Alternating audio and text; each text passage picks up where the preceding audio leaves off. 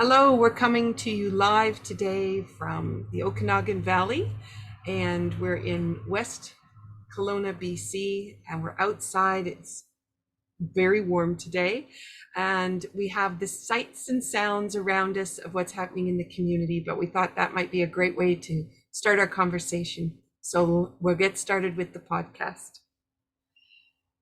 Today, we're talking about supporting family with compassionate living. And I'm excited to have my sister back again, Charlene. And we're happy to be extending our conversations. As families, we have life cycles that we weave through as the generations enter and leave us. And we're excited by the announcement of a new baby, or we're worried about the ability of this new being being able to thrive and be nourished. We have children growing and learning that we hope will achieve a strong education, as well as love and nurturing in their developing years, and we hope they will become strong and resilient as adults. Our parents become grandparents, and we endeavor to support healthy aging and thriving into the later years. All of these dreams and ideations depend on our resources and our opportunities. For those listening to the podcast, family dynamics may be complicated and challenging, or they may be rewarding and fruitful. Most of us attentive to this conversation will have choices, resources, and opportunities. But what if our hopes and dreams do not have all that we need? What if we strive each day for the opportunity to just survive? These are tough ideas to face. Today, Charlene and I are going to share more about the Moyo family and their story in Malawi, Africa.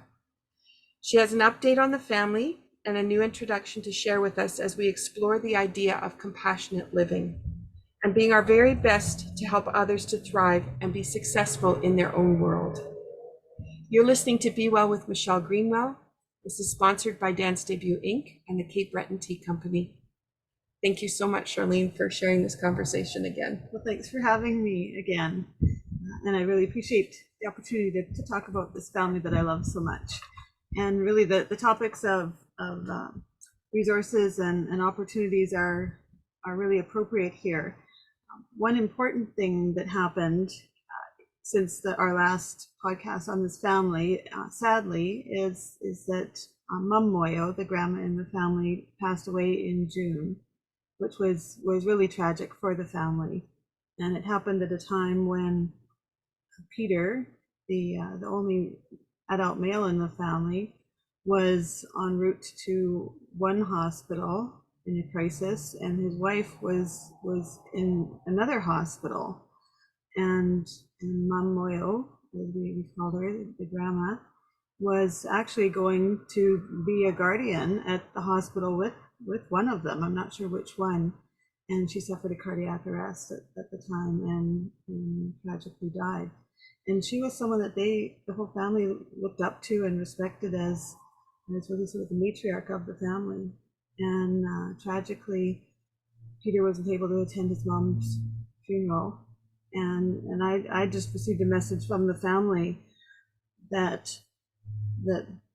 there was a tragedy in the family, and that there was a cardiac arrest on the way to the hospital. And I didn't hear who it was or what had happened. I didn't know if it was Peter, if it was Stella, if it was Mum Moyo, the grandma. And I just kept hearing, there's a tragedy, there's a cardiac arrest, and that there's a death. And I was just shocked and asking, saying, I'm so sorry and my condolences, and who have we lost? And then I finally heard that it was Mum Moyo, and I got messages. Our hands are akimbo is the messages I kept getting, and that they just didn't know what to do. So that was the way that whole story started unfolding. And then the family trying to pull themselves together, which is really what always seems to happen, is the family pulls themselves together. And the women who were still at home and the children pulled it together. And in that climate, which is a very, very hot climate, funerals happen the next day. So it really has to happen immediately because it's so hot. So she was buried right away, and it carried on from there. Yeah, very tragic. And would she have been brought back to the village if they were en route to the hospital, or? Yeah, she would have been brought back to the village. Okay. So as we go forward, that was one update, which was hard to kind of bring together, but we wanted to expand our conversation as this family is one example of many trying to thrive and survive. And so I always like to start the podcast with an affirmation, and I cut the deck of cards not knowing what's going to come up, but I'm hoping that that's going to contribute to the conversation, but also to those people listening who have maybe similar struggles going on in their own lives. This may be hard to listen to, and also to think about and reflect within your own family what's happening. And so hopefully that'll help. But it's when I went to pull the cards this time, and it's from the affirmations for the body and biofield deck. So it's the deck that you can find on my website in the shop at dancedebut.com. But what I wanted you to have to hold and to have the color and resilience of is this picture. And in it, for those people on the podcast that are listening, there's a whole bunch of white spheres.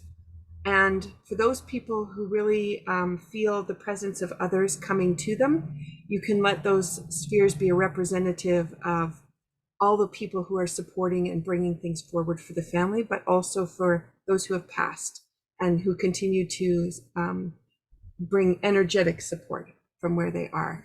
And this has a rainbow of color coming out, which is yellow, pink, green, orange. It's really beautiful. So this is for the jaw and the sphenoid, and the jaw, really how we speak our truth, but also the sphenoid is all the energy centers run right through that center part of the body.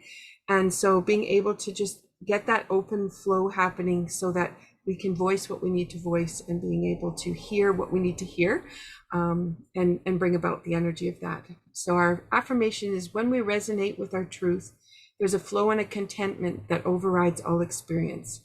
Be aware of the true path and what it feels like to be on it.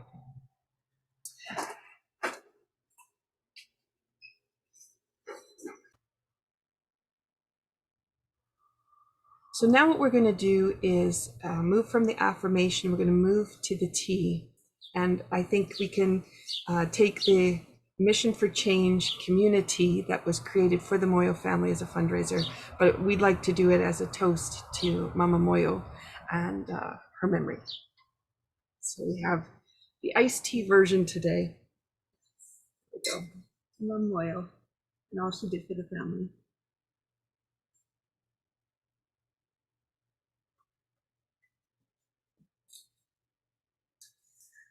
Okay, so in the last episode, Charlene, we talked about educating ourselves and on how we can help others in where they're at.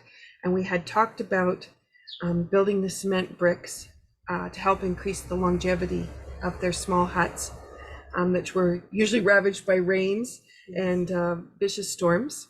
So today we're going to shift the focus over into something still around the idea of resources, but you wanted to really expand the idea of what people think about as resource. Right. And a lot of people feel like they have to have a lot of resources to be able to help other people. And I think that's something people get stuck on, that you have to be successful and have a lot yourself before you can really reach out and help other people. And that I'm trying to let people know that you don't have to.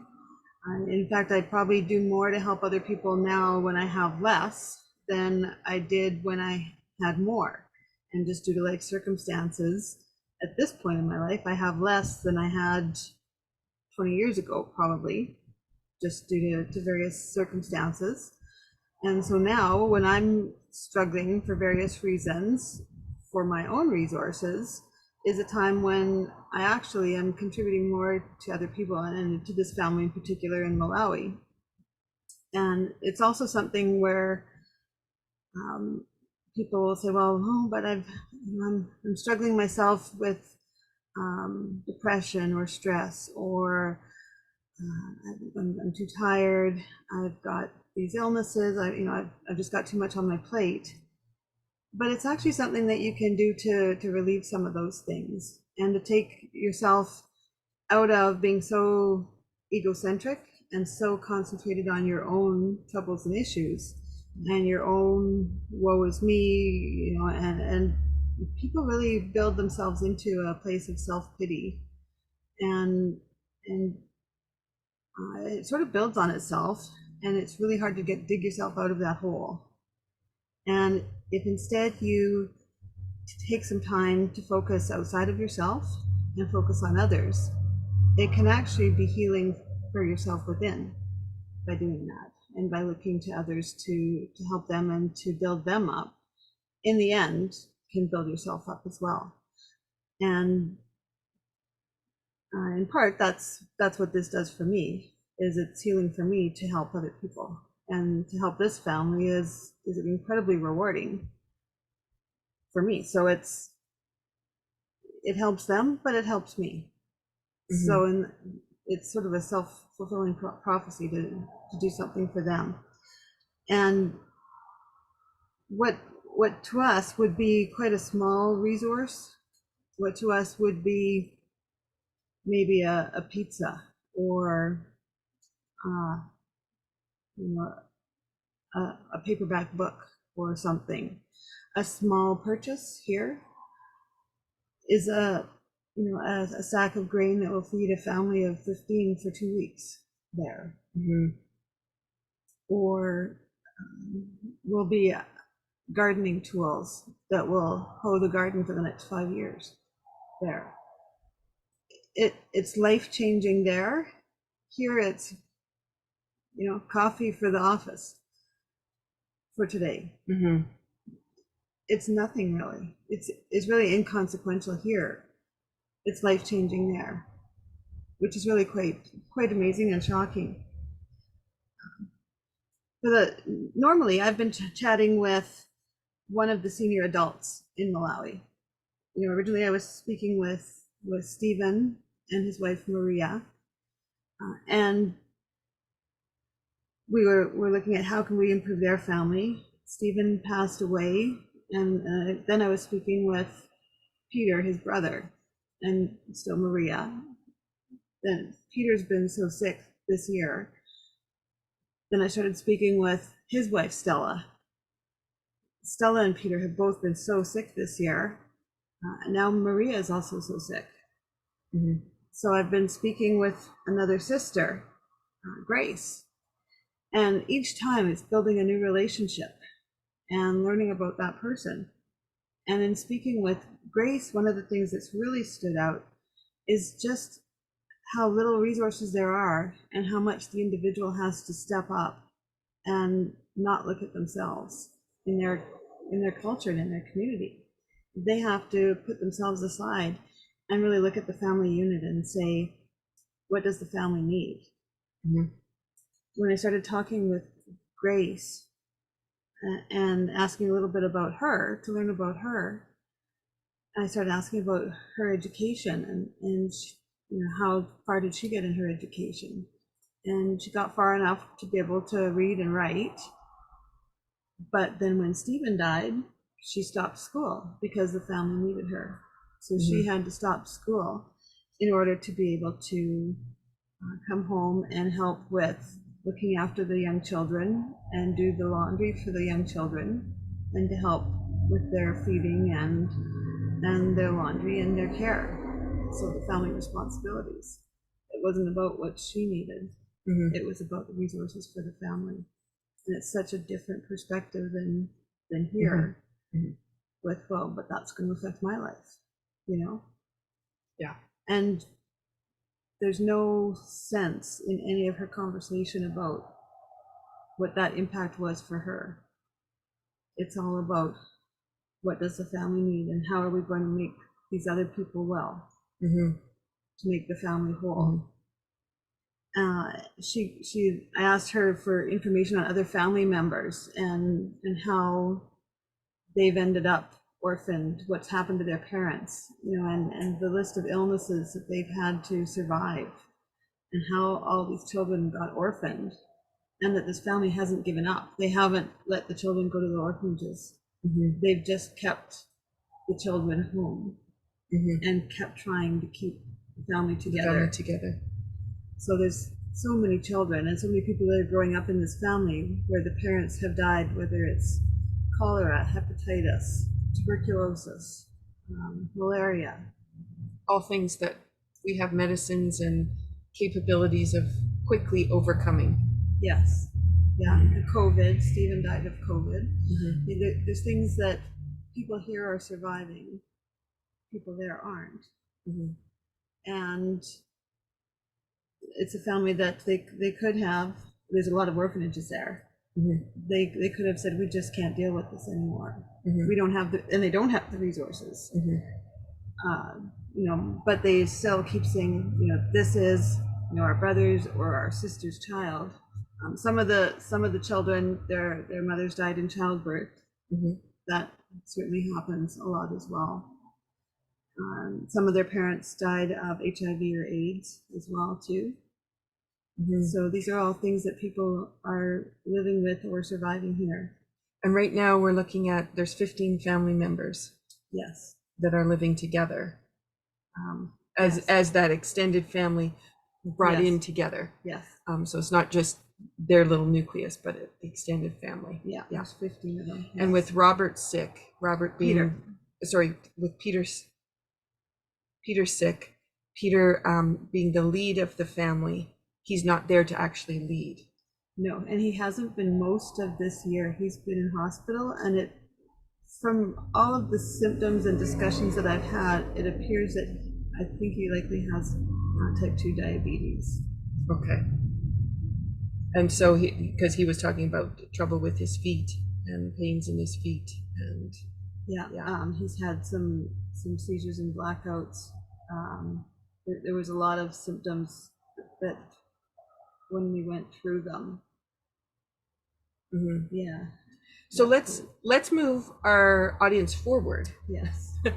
After listening to the trials of the Moyle family, it's overwhelming because it really is. It's overwhelming for us because we're trying to reach out and support in the best way possible, and you're trying to build those resources.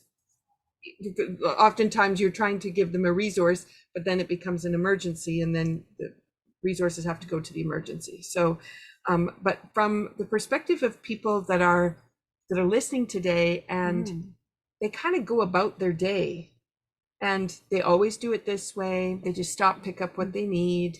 The one-time use items that we all have. Just ways. What are some ways that you'd like to recommend people think a little bit differently about the luxury of their resources? I think there's a lot of resources that we don't really need. There's a lot of things that are throwaway things for us. A lot of things like paper towels and things like that, that we could be using rags, that we buy over and over. And is it really necessary? And if we don't really need those things, could we put that money into something else where we could help somebody? And we see a lot of that stuff now where there's reusable cups and things like that instead of the takeaways, or are there takeout foods that maybe we don't need all the time anymore, and that we could say, instead of doing that, I'm going to give something. Or there's a lot of really poor quality things, throwaway things, too many toys and things like that, where maybe kids could get behind supporting something. And I know there are some people that do that. They have kids get behind a cause and help with a cause. And kids really jump into that. And enjoy doing that and supporting a cause, whether it's this cause or whether it's a Another different cause. community cause or things like that. And I saw an interesting statistic recently about the amount of clothes that everyone has now compared to in the 80s is hugely inflated. Yeah. And but that we only wear something like 20% of our closet. Yeah. But and we hold on to a lot of items thinking we'll wear it once again. Yeah. And then we actually don't, when it could have gone to people who could be wearing it, who might need it. Yeah. And we're holding that back. It's just a lot of materialism that just doesn't really make sense. You know, a lot of seasonal decoration, which I'm not saying take away seasonal decoration, but there's just a lot of excessive things. And, you know, when you go to purchase some of those things, you think, you know, do I need all 10 of these things? You know, will all 10 of these things bring me huge joy? Or, you know, will a couple of them do just as much? And that excess, would that be able to provide some resources somewhere else? Because when you see the discrepancies in the world and you think, you know what, that little bit difference, you know, that $20 or $30 that I would have spent for some food here, maybe that would have saved a life there. And that's what we're really talking about, is it's not just cutting your budget back, because a lot of us have had to do that in the last couple of years, is really cut the budget back, but it's then about really looking at it. How are we spending our money, and how are we supporting others with what we do? And are we doing it with action, and are we doing it lip service, and then we turn around and do something completely opposite? Yeah. I was thinking about too the fact that for them to get water, they've got to go every day. They've got to walk a couple of kilometers to get the water and then walk back with it, and then boil it so that it's even say palatable. Yeah. And we're sitting here today in extreme heat. It's in the 30s today, which is not as hot as what they're enduring. And they're going to do that walk. And I was thinking, okay, what would it be like to make that walk, to carry what you're going to have to carry, to bring it back, and then all the work just to get the water? And it's still not good water. Yeah. It's still a high salt content water. Right. And that's for the water, both that you're going to drink, that you're going to bathe in, that you're going to use for your garden, for everything that you're going to cook with, all your water needs. Yeah. And how easy we turn the tap on, and or we just had, and this is why we did it outside, right? You're hearing all the cars, or you may be hearing the cars that are going by, and all the neighbors coming, going. So I need to go pick something up. I'm just going to jump in my car and I'm just going to go. Yes. And starting to think about, do you really need to go? Can you wait until you can put all your errands together? And with the money that and time that you saved with that, what could you contribute to? What's some other pieces you could bring forward? Yeah, it's really quite amazing. And the family, the Moyo family, are certainly grateful. They ask for prayers, you know, and I've told them, no, you know, they certainly have my prayers, but that I'm working to do more. And so for those people listening, if you can add them to your prayer list, that would be lovely. And if you want to expand that and add their village, because they're one family in the village, so there's more stories that expand even more. All right, so from that topic then, we're thinking about how people are starting to make some different choices, and they're thinking about resources, and they're thinking about what they're doing. Let's talk a little bit just about what happens inside when we start to make those changes. And I was sharing that I've been reading, I can't remember the exact title, but it's the conversation that Archbishop Desmond Tutu and the Dalai Lama had around joy. So they spent a week together to discuss what is the actual context of joy and how does it get created. And really that whole piece has to come from the inside and how you give out, which is why we're talking about compassionate living, and trying to bring that idea that joy is not in what we're mechanically doing every day, but in what we're spiritually and essence-wise bringing to our conversations and our actions every day. Do you want to expand that? But I think it really comes down to a little bit of what I talked about earlier, that doing something for somebody else instead of focusing so much on yourself, and seeing that you're having an impact on these other people, that really turns around how you're feeling inside.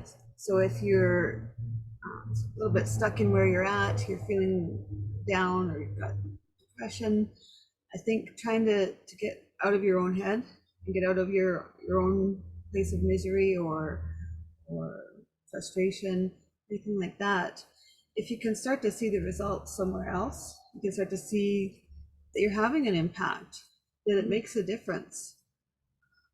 Just the ability to say, you know, there's people living, in this case, around the world, total opposite around the world, you know, complete opposite timeline, you know, time of day to us. You know, as I'm going to sleep, they're getting up, and they're alive because of the work that we put in. Literally, they're alive because of what we do here. It's amazing. And when I see, they send pictures of David, and David's about 12 years old, so I've known him half his life now, and he's just like a firefly, like he's just like a spark of joy.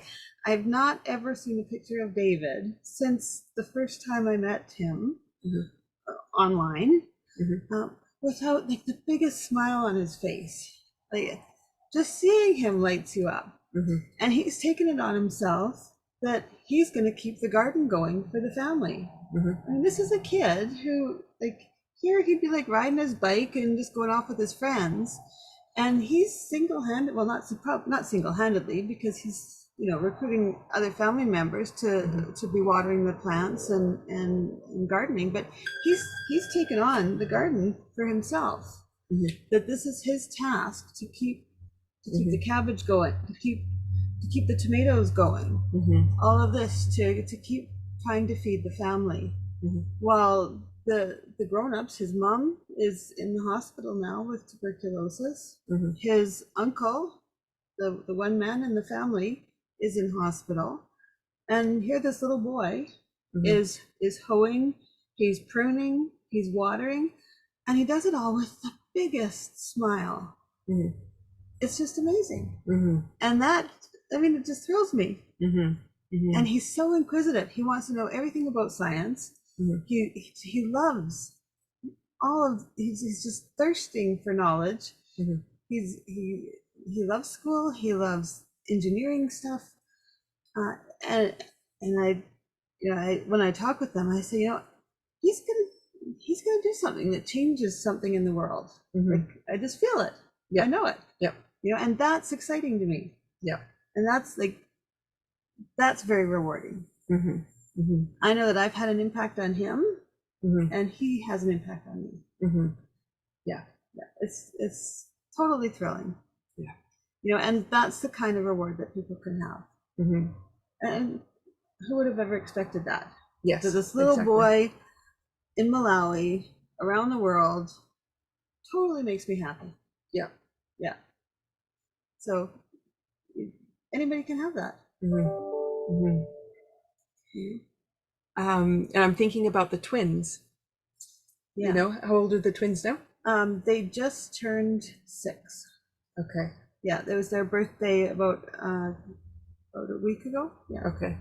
And so thinking about what they're watching in their older brother. And how they're learning. And what they're doing too with the gardening is what you were able to figure out, how to make those gardens work with less water. So he's actually taking the technology you were able to share with them and create the space for his family to be able to thrive on that. Some of the gardening that they're doing is in keyhole gardens, which was, I never knew about it before I started chatting with them either. Some of the gardening is traditional gardening that they're doing as well, and some is keyhole gardening. So yeah, it's quite amazing. Unlike my garden here, which unfortunately is not as good.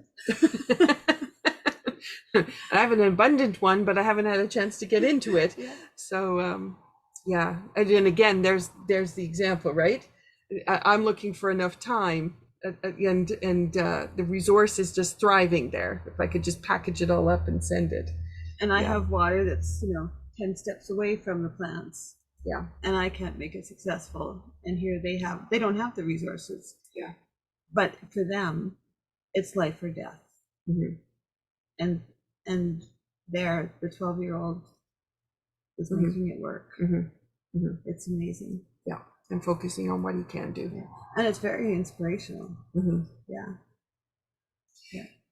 So as we bring this topic to a close and think about how you might want to change the way you may be doing a couple of regular habits that could be more resourceful or life-changing, we invite you to think about the tea that we've created, that if you want to begin selling that tea, you want to purchase some tea, whatever you want to do that you could help take that forward, then we invite you to go to the Cape Breton tea.ca website, and that'll get you the Mission for Change tea if you want to order it online. And otherwise, Charlene has it here in West Kelowna. Yes. And how can they contact you? They can contact me just through Facebook. Perfect. So you're looking for Charlene Waynes on Facebook, West Kelowna. And the other piece then too would be for you to just think about if you wanted to do anything bigger than that, you could go to Stephen Moyo's Mission for Change GoFundMe. And from that place, wherever there's money coming in, Charlene is taking that and prioritizing where the needs are and what needs to happen next. And we do have some goals in mind, but those goals continue to be kiboshed by the wellness of the adults in the family. And the children. The children have ended up with different illnesses as well. Yeah. So we're doing our best to see how far we can get it. But the hippo rollers and the key gardens are two key pieces, as well as the knowledge that you've been able to provide for the cement bricks. Although they can't go and make those bricks yet, so they're still without a home. So we still have that process. But if there's some way that you could support, we welcome you to participate that way.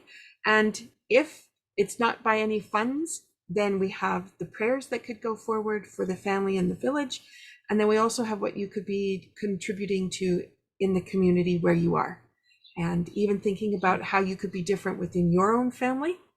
And maybe there's some ways that you could help some of the people in your family that might be struggling, and or some people that are in relation to the family, close family friends, that might also make a difference. So we invite you to think about how you could be going differently from there.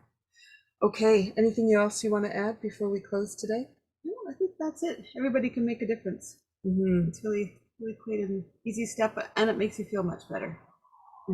Exactly. It's worth it. So thank you for listening to us live with the community around us, bringing in the sights and sounds of what's going on. And we invite you to consider moving differently. But today, instead of giving you a movement action, which I typically would say, we invite you to think about the patterns or habits that you have that maybe don't need to be there because of the abundance that you might have or the way that you use resources. And so our action today would be maybe think differently. See what you can do with that. So with that, season 3 is devoted to transformation and the process that happens when people reach into their authentic selves and create magic.